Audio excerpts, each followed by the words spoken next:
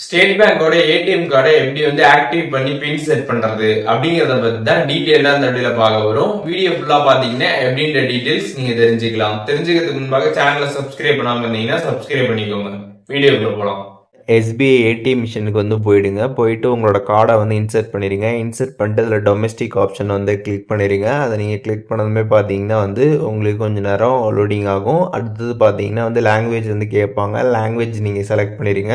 Select பண்ணிட்டு இதில் set பின் அப்படின்ற ஒரு ஆப்ஷன் இருக்கும். அந்த ஆப்ஷனை கிளிக் பண்ணிடுங்க. அதை நீங்கள் கிளிக் பண்ணிட்டு உங்களோட அக்கௌண்ட் நம்பர் கேட்டிருப்பாங்க. உங்களோட பேங்க் அக்கௌண்ட் நம்பரை என்டர் பண்ணிட்டு ப்ரெஸ் இஃப் கரெக்ட்னு ஒரு ஆப்ஷன் இருக்கும். அதை கிளிக் பண்ணிடுங்க. அதை கிளிக் பண்ணதுக்கப்புறம் லோடிங் ஆகும். அண்ட் நெக்ஸ்ட் பேஜில் பார்த்தீங்கன்னா வந்து கண்டினியூ நீங்கள் கொடுக்கணும். கொடுத்ததுக்கப்புறம் பார்த்தீங்கன்னா உங்களோட பேங்க் அக்கௌண்ட்டில் ரிஜிஸ்டர் ஆன மொபைல் நம்பருக்கு பார்த்தீங்கன்னா ஓடிபி வந்து வந்திருக்கும்.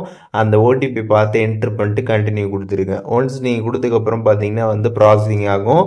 அண்ட் அதுக்கப்புறம் பார்த்தீங்கன்னா வந்து நியூ பின் செட் பண்ணுறதுக்கான பேஜ் வந்துடும். இதில் வந்து உங்களுக்கு ஞாபகம் வச்சுக்கிற மாதிரி இருக்கக்கூடிய ஒரு 4 டிஜிட் பின்னை பார்த்தீங்கன்னா நீங்கள் இங்கே வந்து செட் பண்ணிடுங்க. திருப்பி அதே பின்னை வந்து ரீஎன்ட்ரு பண்ணுற மாதிரி இருக்கும். ரீஎன்ட்ரு பண்ணிடுங்க. ரீஎன்ட்ரு பண்ணதுமே பார்த்தீங்கன்னா ப்ராசஸ் ஆகும். அதுக்கப்புறம் பார்த்தீங்கன்னா வந்து டிரான்சாக்ஷன் கம்ப்ளீட்டட்னு வந்துடும். உங்களுக்கு பின் பார்த்தீங்கன்னா சக்ஸஸ்ஃபுல்லாக செட் ஆகிடும். கார்டும் பார்த்தீங்கன்னா ஆக்டிவேட் வந்து ஆகிடும். அதுக்கப்புறம் உங்களோட கார்டை நம்பிட்டு நீங்கள் வந்து யூஸ் பண்ண ஸ்டார்ட் பண்ணிடலாம். ஸோ இப்போது எப்படி வந்துட்டு எஸ்பிஐ ஏடிஎம் கார்டை ஆக்டிவ் பண்ணி பின் செட் பண்ணுறது அப்படிங்கிற டீட்டெயில்ஸ் தெரிஞ்சிருப்பீங்க. இதில் எதுவும் டவுட் இருந்துச்சு அப்படின்னா கமெண்ட்ஸில் மென்ஷன் பண்ணுங்கள்.